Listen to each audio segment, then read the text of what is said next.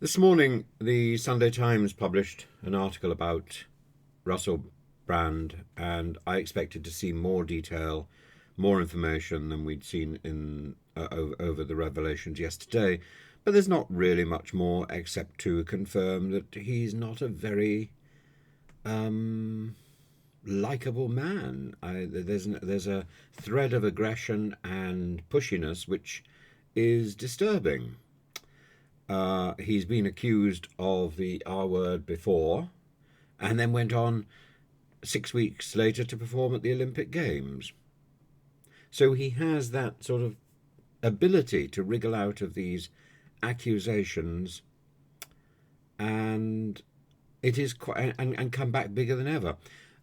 It is quite extraordinary. I remember I really have Brand hasn't featured greatly on my antenna except for his really quite extraordinary story with Jonathan Ross and the really nasty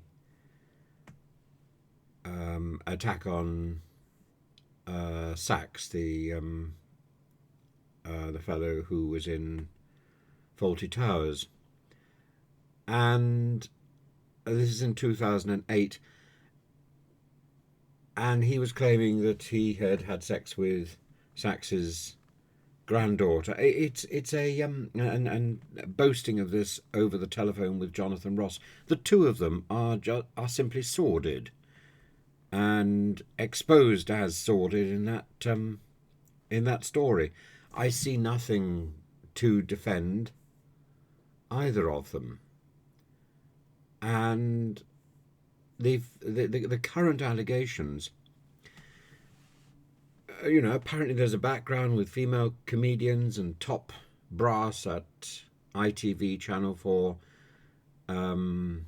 nodding sagely about dark rumours. But again, because he's so big, nothing being done. And there's that sort of shadow hanging over. Other than that, there is nothing new being alleged in the in the story. And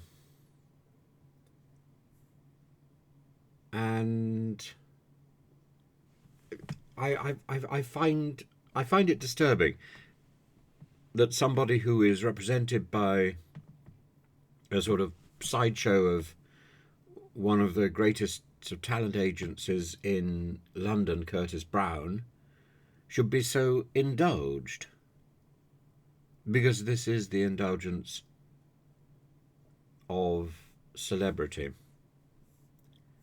and it's time and time again.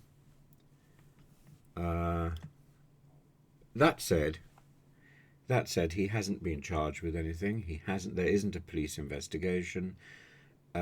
This is trial by media, and I think I have to put to one side the fact that this is somebody who I don't particularly care for and have never sought out in any way. And I suppose I'm bending over backwards to try and see the story sort of from his point of view, to try to. Am I trying to exonerate him? I don't think I am particularly. Am I ignoring the pain of the victims? I hope I'm not. Some of the details about people being trapped in bedrooms, about the 16-year-old, the child, locking doors, unlocking doors, being a friend. The details are disturbing. And in some ways, I don't think those details should be printed. It's like a sort of predator's handbook, the Sunday Times today. And I feel dirty having a copy in my hand.